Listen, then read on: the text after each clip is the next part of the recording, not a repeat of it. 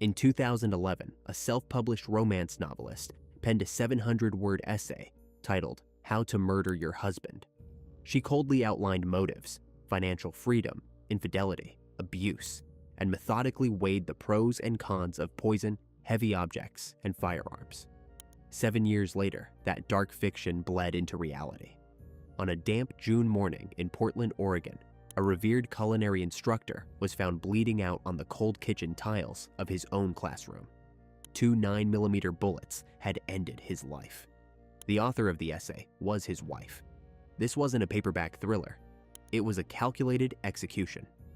Help this channel grow. Like the video, leave a comment, and subscribe for more cases. This helps us a lot. Thank you. Daniel Brophy was a man anchored by the earth. At 63, he had built a life out of the tangible: soil, roots, heat, and steel. As a lead instructor at the Oregon Culinary Institute in Southwest Portland, Dan was less a teacher and more a quiet patriarch of the local food scene. His classroom was an industrial sanctuary of gleaming prep tables and heavy cast iron pans, a space that smelled perpetually of roasted bones, reducing stocks, and clarified butter. He demanded precision over the sharp clatter of French knives against cutting boards.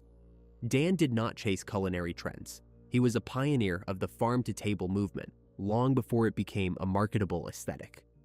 He spent his weekends tramping through the damp, moss-heavy forests of the Pacific Northwest, foraging for wild mushrooms and bringing his hauls back to the Institute.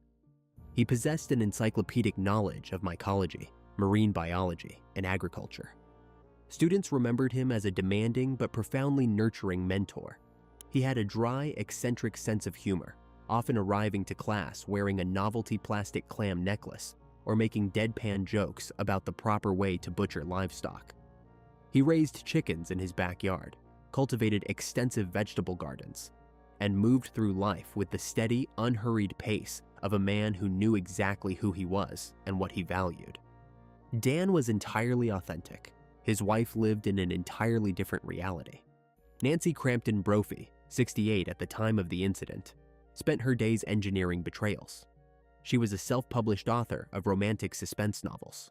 While Dan's world was rooted in the physical labor of the kitchen and hauling 50-pound sacks of flour, Nancy's existed behind the glaring light of a computer monitor in a quiet suburban room. Her fictional universe was populated by rugged military men, dangerous cartels, and women who solved their domestic problems with sudden, calculated violence. Her bibliography featured titles centered heavily on themes of deception and lethal choices. Most notably, a series focusing on the wrong cop, the wrong hero, and the wrong husband. Her protagonists were invariably middle-aged women feeling trapped by their circumstances, seeking escape hatches from mundane lives through explosive means. Nancy poured her energy into writing about strong-willed heroines, outsmarting the authorities, and walking away with massive, untraceable fortunes. But the reality of her publishing career was starkly unglamorous. The books barely generated enough revenue to cover the cost of formatting and printing them. The lucrative, high-stakes universe she commanded on paper was a sharp, mocking contrast to her actual financial standing. To support her writing habit and keep the household afloat, Nancy worked a day job selling Medicare insurance policies. It was a grueling, unromantic hustle involving endless cold calls and rejection. A far cry from the multi-million-dollar trusts she bestowed upon her fictional characters. The mounting credit card bills in their Portland home stood in stark opposition to the wealth she fantasized about daily. Friends and acquaintances viewed Nancy as outgoing, sharply intelligent, and intensely dedicated to her craft, even if it lacked commercial success. She attended local writers' groups, actively participating in seminars on plot pacing and character development. In these circles, she was known for her morbid sense of humor. She frequently joked about the logistics of getting away with murder, treating it as an academic exercise necessary for her genre. She would corner forensic experts and retired law enforcement officers at writers' conventions, pressing them for details on untraceable poisons, the mechanics of close-range gunshot wounds, and police procedural loopholes. At the time, her peers assumed this was merely the intense dedication of a suspense writer aiming for complete authenticity. The psychological profile that emerged painted a portrait of a woman deeply dissatisfied with the boundaries of her reality. Nancy craved the financial liberation she wrote about. She spent countless hours researching the mechanics of death, cloaked in the legitimate excuse of literary research. Dan brought home foraged truffles and fresh eggs, while Nancy mentally cataloged the most efficient ways to stop a human heart. They occupied the same house, but lived in parallel universes.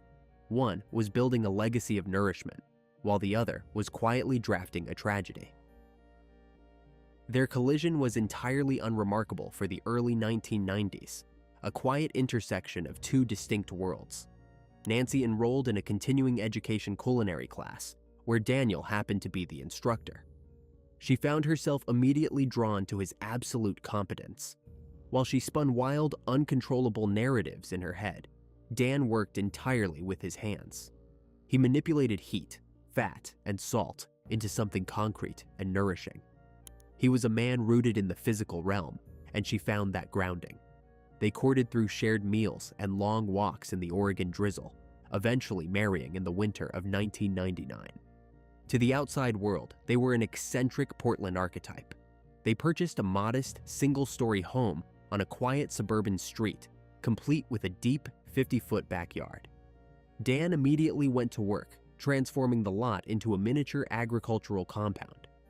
He built sturdy wooden coops for a flock of chickens, erected raised beds for heirloom tomatoes, and turned the soil with the mechanical rhythm of a man entirely at peace with his station in life. He did not ask for more. Nancy, conversely, retreated to the spare bedroom, her designated writing sanctuary. While Dan was outside in the 40-degree rain hauling 50-pound bags of compost, she sat bathed in the artificial glow of her monitor, dreaming of millions. They divided the architecture of their marriage cleanly. Dan managed the physical maintenance of their lives, the cooking, the cleaning, the yard work. Nancy took complete control of the administration. She managed the bank accounts, the tax filings, the household budget. It was an arrangement built on implicit trust. Dan handed over his paychecks from the Culinary Institute, believing the foundation of their life was secure. He had no reason to suspect the floorboards were rotting beneath him. The decay was slow, a creeping mold rather than a sudden fire. Nancy's publishing career required immense capital. Self-publishing is not a meritocracy. It is a brutal business of paid advertising, cover design formatting, and marketing algorithms. She poured resources into promoting her romantic suspense novels, convinced that the next book would be the one to break through and deliver the windfall she felt she was owed. But the massive royalties never materialized. The market was heavily saturated, and her book simply languished in the digital abyss, generating pennies on the dollar. To bridge the gaping hole between Dan's teaching salary and their actual expenses, Nancy began opening hidden credit lines. When one card maxed out at 20% interest, she opened another, transferring balances in a desperate shell game. The postal carrier brought mounting evidence of their insolvency every afternoon, but since Nancy intercepted and controlled the mail, Dan never saw the statements. By 2017, the facade was buckling under its own immense weight. The couple was drowning in tens of thousands of dollars of unsecured, high-interest debt. They had quietly bled Dan's retirement savings dry just to keep the lights on and the mortgage current. The house, the very symbol of their stability, was on the verge of slipping through their fingers. Desperate to patch the hull of their sinking finances, Nancy took a grinding, soul-crushing job selling Medicare insurance to the elderly. She hated the work. It required her to spend hours on the phone, pitching policies to people on fixed incomes, a stark and humiliating reminder of her own financial precariousness. Yet behind closed doors, this job taught Nancy an invaluable, dark lesson. She spent months becoming intimately familiar with the mechanics of life insurance, the underwriting processes, the payout structures, the specific clauses that dictate how and when a beneficiary receives a check. She learned exactly how to calculate the precise monetary value of a human life. The pressure within the suburban home began to shift.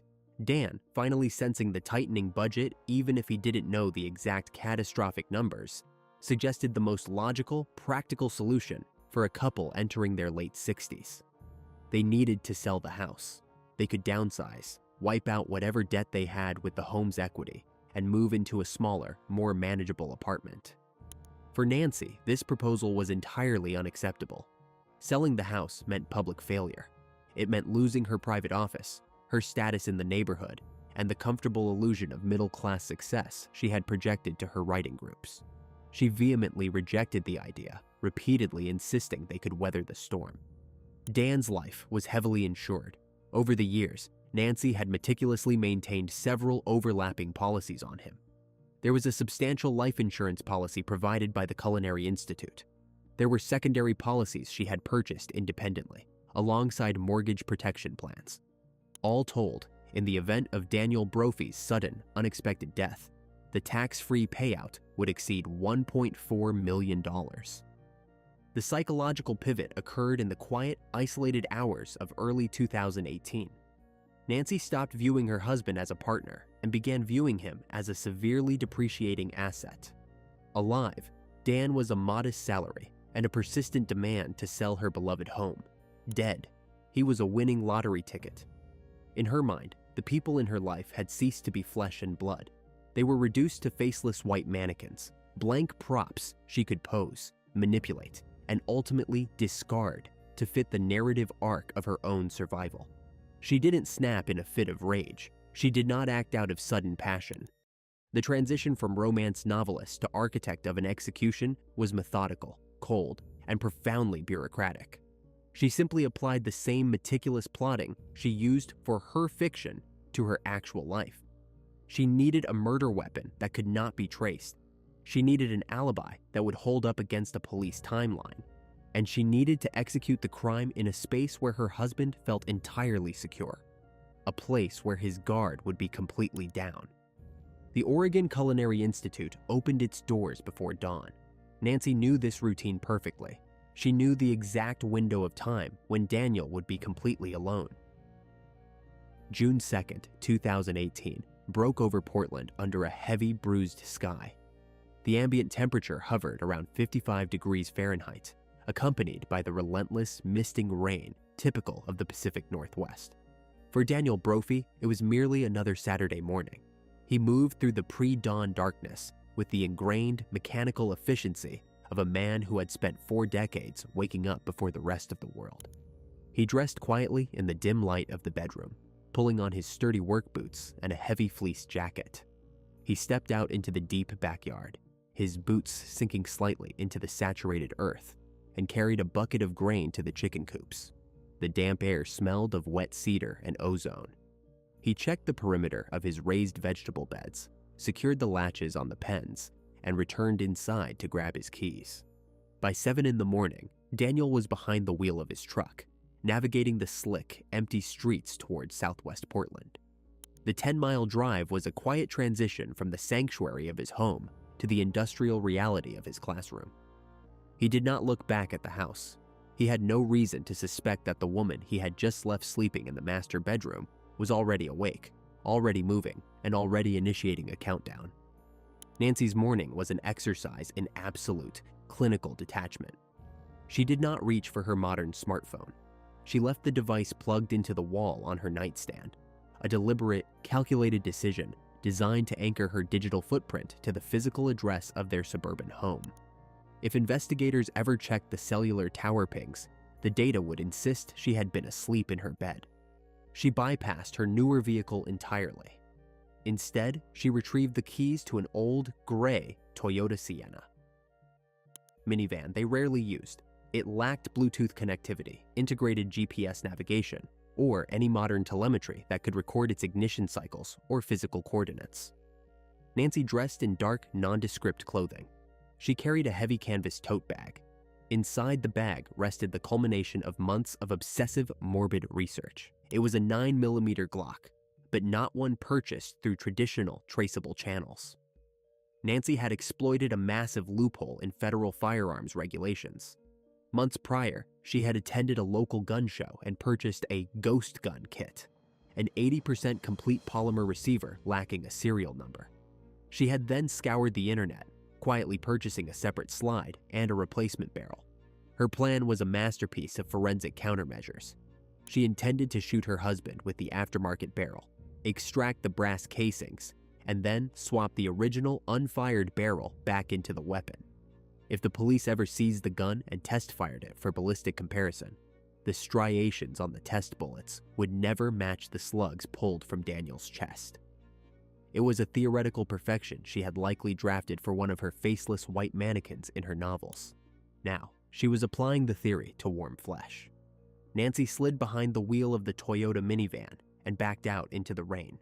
She chose a specific route through the city grid, weaving through older residential neighborhoods and avoiding major toll bridges and interstate highways where traffic cameras were obvious. She was a ghost navigating a sleeping city. At 7:20 in the morning, Daniel Brophy arrived at the Oregon Culinary Institute. The building was a massive converted warehouse space on Southwest Jefferson Street, characterized by large glass windows and heavy industrial architecture. He unlocked the main entrance, stepped into the dark foyer, and punched his access code into the security panel. The system chimed, disarming the perimeter. The electronic logs recorded his entry. He locked the front doors behind him, a standard protocol for instructors arriving early, and walked down the long, shadowed hallway toward kitchen number 1. The environment was a sensory overload of stainless steel, white subway tile, and the lingering, sharp scent of industrial bleach mixed with the ghost of yesterday's roasted garlic. Daniel switched on the overhead fluorescent banks. The lights buzzed, flickering to life and illuminating rows of commercial gas ranges, massive steel ventilation hoods, and deep triple basin sinks. He dropped his bags on a prep table, tied a white apron around his waist, and moved toward the sinks to begin filling the ice baths required for the morning's culinary demonstrations. The heavy rush of cold water hitting the stainless steel basin drowned out all other ambient noise. He was completely isolated. He was entirely focused. Several blocks away, the gray minivan rolled to a slow halt. Nancy parked on a side street, blending seamlessly into the rows of identical, waterlogged vehicles. She grabbed the canvas tote bag, stepped out into the drizzle, and walked briskly toward the rear entrance of the institute. She knew the building's vulnerabilities perfectly. She knew Daniel routinely propped the rear delivery doors open to load supplies, or that he left specific side entrances unlocked for early arriving faculty. She slipped inside undetected. The corridors were silent, save for the distant, echoing rush of running water coming from kitchen number 1. Nancy moved down the hallway. The soft rubber soles of her shoes made no sound against the polished linoleum. She stepped into the doorway of the kitchen. Daniel was standing at the sink, his back to the room. The distance between them was less than 10 feet. There was no heated argument. There was no dramatic monologue or final demand for a divorce. Nancy reached into the canvas bag and wrapped her hand around the textured grip of the 9mm. She raised the weapon, aligning the sights squarely with the center of his broad back. Daniel turned. Perhaps he heard a shift in the air, or the subtle squeak of rubber on tile. He likely expected to see a sleepy first-year culinary student arriving early for a prep shift. Instead, he saw his wife. The first shot tore through the acoustics of the commercial kitchen with a deafening, concussive crack. The 9mm hollow point bullet struck Daniel in the upper torso. The kinetic energy of the impact threw him backward. The projectile severed his thoracic spine, instantly neutralizing his motor functions. He collapsed violently onto the hard, wet tiles, staring up at the fluorescent lights. He was paralyzed, rapidly hemorrhaging, but his brain was still desperately trying to process the catastrophic trauma. Nancy did not run. The blueprint in her mind required absolute certainty. She stepped forward, standing directly over the man who had built her garden boxes and shared her bed for 2 decades. She aimed the muzzle downward, pointing it directly at his chest. The second shot was an execution. The bullet pierced his heart at point-blank range. The sound echoed off the steel ventilation hoods, a sharp, violent punctuation mark ending a 20-year marriage. Nancy methodically picked up the 2 spent brass casings from the floor, leaving 0 physical evidence behind, dropped the smoking weapon back into her tote bag, and turned away. She walked back down the silent hallway, pushed through the exit doors, and vanished into the Oregon rain. By 7:45, the first wave of culinary students began to gather on the sidewalk outside the main entrance. They huddled under umbrellas, clutching coffees, waiting for Chef Brophy to unlock the heavy glass doors. When 8 o'clock arrived and the doors remained locked, A low murmur of confusion rippled through the group. Daniel was never late. He was the human metronome of the institute. A fellow instructor eventually arrived, using a master key to grant the students access. The group filed into the building, shaking off their wet umbrellas and moving down the corridors toward their respective stations. A small group of students pushed through the swinging double doors of kitchen number 1. The harsh fluorescent lights glared off the stainless steel. At the far end of the room, near the triple sinks, they saw a pair of boots protruding from behind a prep counter. A student stepped forward, calling out Daniel's name. There was no response. As they rounded the corner of the heavy steel table, the cognitive dissonance was immediate and overwhelming. Daniel Brophy was lying on his back on the anti-fatigue mat. At first glance, the students' brains completely rejected the concept of violence. They assumed their mentor had slipped on a wet tile, or perhaps suffered a sudden, massive cardiac event.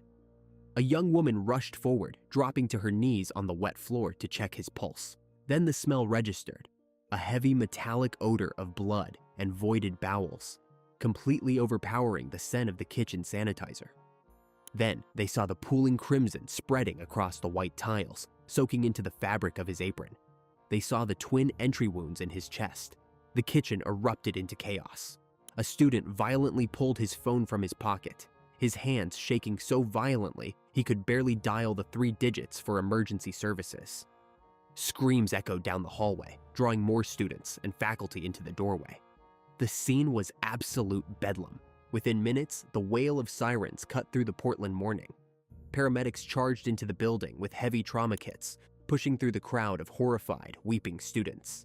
They dropped to the floor beside Daniel, frantically cutting away his fleece jacket and applying pressure to the chest wounds. But the biological reality was final. The damage was too catastrophic. The blood volume was gone. At 8:30 in the morning, on the floor of the kitchen he had commanded for years, Daniel Brophy was officially pronounced dead. The detectives who arrived minutes later immediately taped off the building, stepping into a puzzle that made absolutely no logical sense. The doors had been locked from the inside. There were no signs of forced entry. Daniel's wallet, containing hundreds of dollars in cash, was still in his pocket. His truck keys were on the table. It wasn't a robbery gone wrong. It wasn't a random act of street violence bleeding into the building. It was a targeted, ghost-like assassination. And the only person who benefited from it was currently back in her suburban bed, waiting for the police to arrive and deliver the terrible news. The knock on the door came mid-morning. 2 Portland homicide detectives stood on the damp concrete of the suburban porch, their expressions set in the grim, neutral masks required for death notifications. When Nancy opened the door, her performance began. She listened as they delivered the news of the shooting.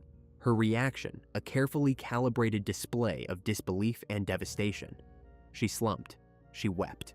She offered bewildered variations of the same question, asking who could possibly want to harm a man who spent his life teaching others how to bake bread and braise meat. She assured the investigators that her marriage was rock solid, completely omitting the crippling debt and the mounting tension over selling the property. To the detectives standing in her foyer, she presented the perfect image of a world abruptly shattered. The shockwave that hit the Portland food scene was profound. Daniel was not just an employee at the Oregon Culinary Institute. He was its vital, beating heart. By evening, news of the assassination had spread through the city's tight-knit network of chefs, restaurateurs, and alumni. The sheer senselessness of the act paralyzed the community.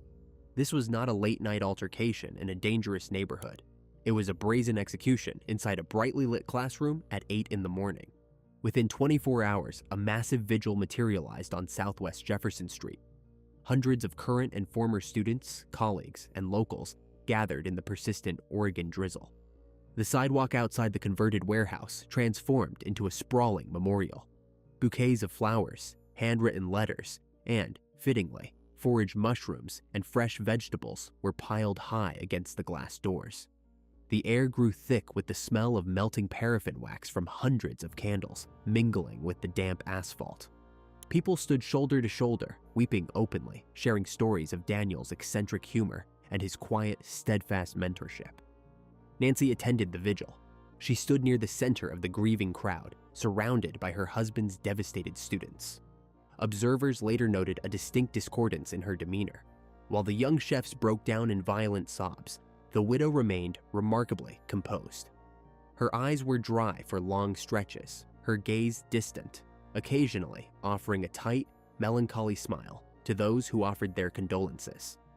Most attributed this stoicism to deep psychological shock, the protective numbness that often shields the human brain from acute trauma. The following day, she took her grief to the internet. Nancy published a statement on social media, informing her extended circle of the tragedy. She wrote that she was struggling to comprehend the loss of her best friend and partner, requesting that people give her a few days to process the reality of the situation before reaching out. It was a succinct, entirely normal digital artifact of modern mourning, yet it stood in stark, chilling contrast to her private actions. While the culinary community was paralyzed by grief, the homicide detectives were running headfirst into a solid brick wall. The crime scene inside kitchen number 1 was a forensic vacuum. Crime scene technicians spent days sweeping the stainless steel surfaces, the tile floors, and the heavy ventilation hoods. They found the 2 spent 9mm casings, which confirmed the caliber of the weapon, but nothing else. There were no latent fingerprints matching unknown subjects. There was no foreign DNA transferred during a struggle.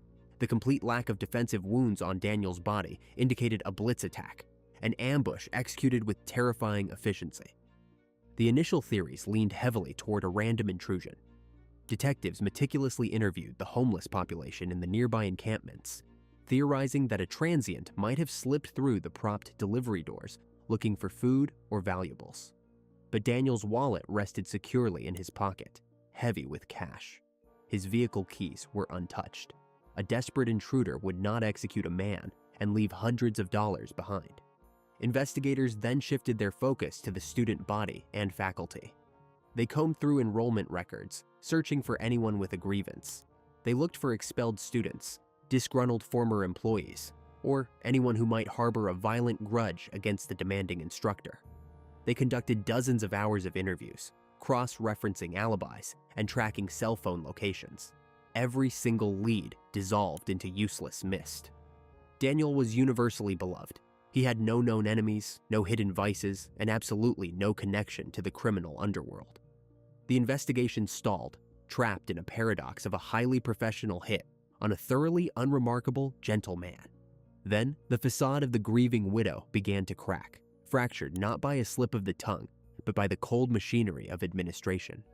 Barely 4 days after the shooting, before the memorial flowers had even begun to wilt on the sidewalk, Nancy initiated contact with the police department. She did not call to ask for updates on the manhunt. She called to request a formal letter from the lead detective, a document explicitly stating she was not a suspect in the homicide. She explained with a tone of brisk efficiency that the insurance companies required this clearance before they could disperse the payout on Daniel's life. The request struck the homicide unit like a physical blow. The administrative eagerness was profoundly jarring.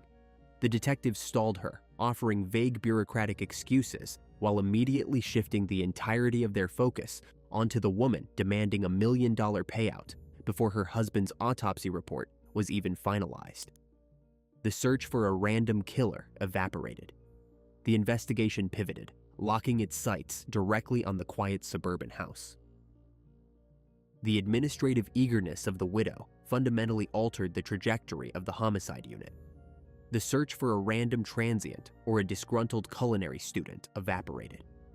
The detectives narrowed a massive citywide suspect pool down to a single, quiet suburban residence. They pulled back the curtain on the grieving widow and began a relentless excavation of the couple's private life. Financial forensics is an unglamorous, silent process executed through spreadsheets and encrypted banking portals. Investigators subpoenaed the household accounts, expecting to find the comfortable stability of a dual-income marriage nearing retirement. Instead, they uncovered a slaughterhouse of red ink. The illusion of middle-class prosperity collapsed entirely on paper. The couple was buried under a staggering mountain of unsecured consumer debt. Credit limits were maxed out, caught in a desperate, grinding cycle of balance transfers to delay default. The instructor's retirement savings had been aggressively drained, bled dry over years of unseen mismanagement. The Portland property, the very symbol of their stability, was teetering dangerously close to foreclosure. Yet amidst the financial ruin, one column of expenses was maintained with religious fervor: the life insurance premiums. Detectives noted that Nancy ensured those specific payments cleared every single month, even as the utility bills fell behind.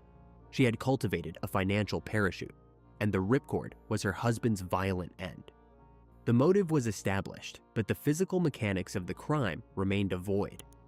Nancy's initial statement to the police was a fortress of mundane details. She insisted she was asleep during the crucial window. Her smartphone corroborated the story, remaining plugged into the bedroom wall and anchoring her digital footprint to the home's cellular tower. In modern investigations, a phone's geographic location is routinely treated as a proxy for the human. The detectives, recognizing the sophistication of their suspect, separated the machine from the woman. They turned their attention away from the digital grid and focused on the physical assets in the driveway.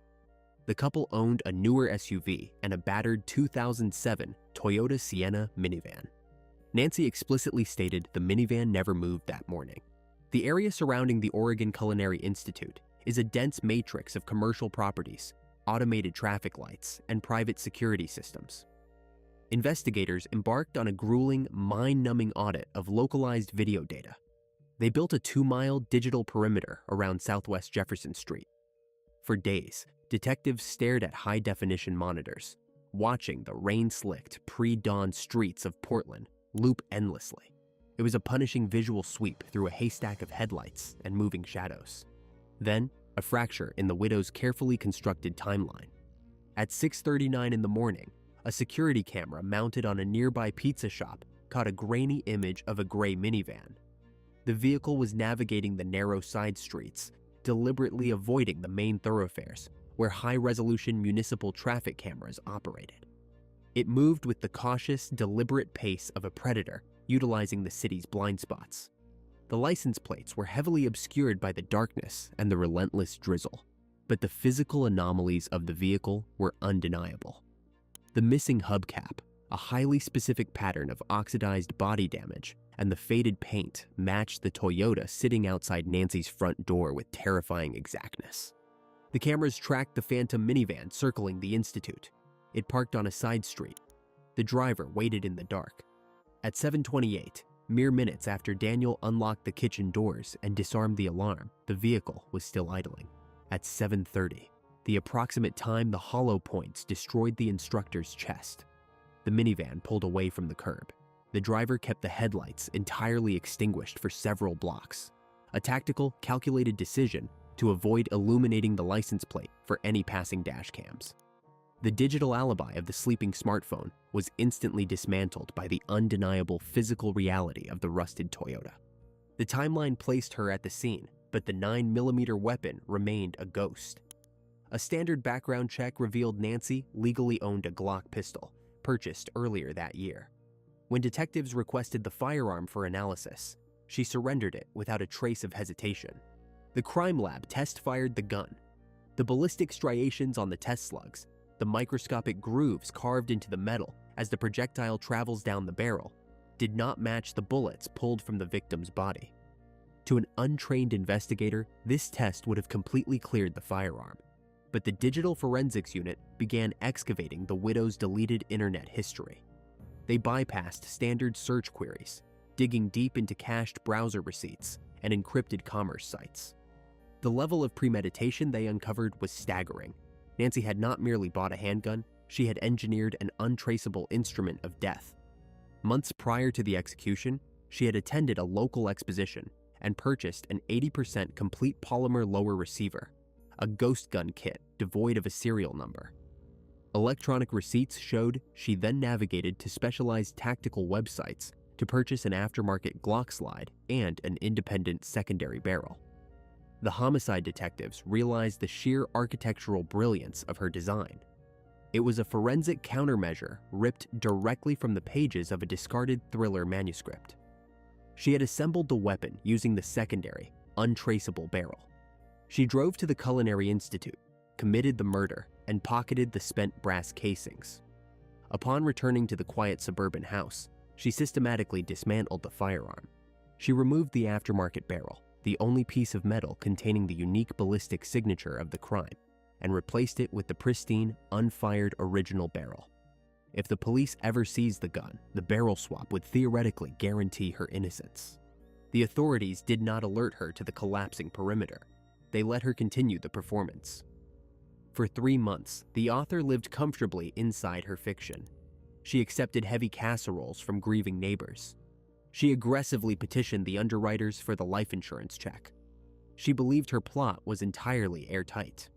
On a crisp morning in early September, the illusion was permanently terminated. Portland detectives intercepted the widow as she pulled her vehicle out of the suburban driveway. There was no dramatic pursuit, no tense negotiation. The officers simply ordered her out onto the asphalt and secured her hands in heavy steel cuffs. She stared at the detectives with a cold, unreadable expression. The woman who had authored a literal manual on spousal homicide was processed for the exact crime.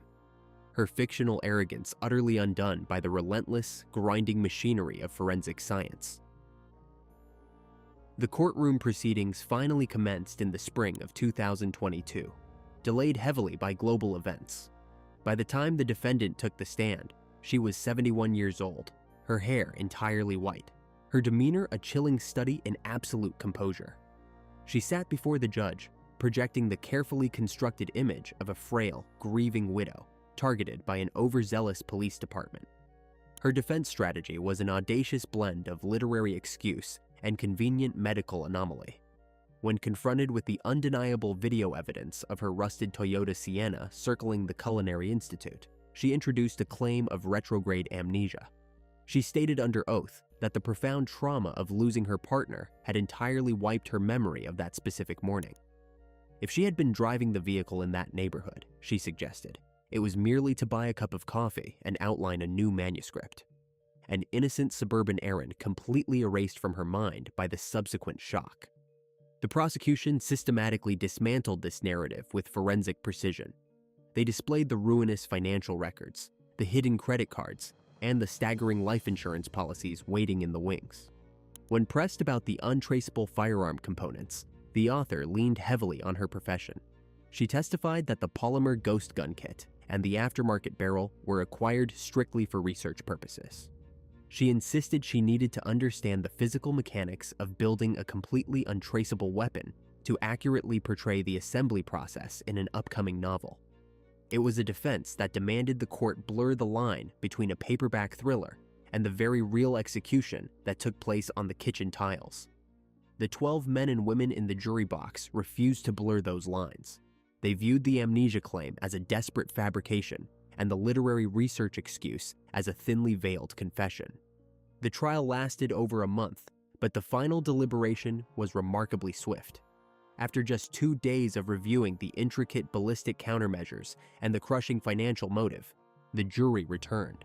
They found the author guilty of second-degree murder. There was no visible reaction from the defense table, no gasps, no tears, no dramatic collapse. The architect of the crime simply stared straight ahead, her expression locked in cold, clinical detachment. A judge subsequently sentenced her to life in prison, ensuring the massive insurance payout would permanently remain a piece of fiction. Nancy Crampton Brophy spent her life spinning tales of desperate women claiming power through violence. But there is no poetic justice in a commercial kitchen on a damp Oregon morning. Only a man who loved the earth, bleeding out on cold tile. She believed she could outright reality, scripting a flawless crime to secure a stolen fortune.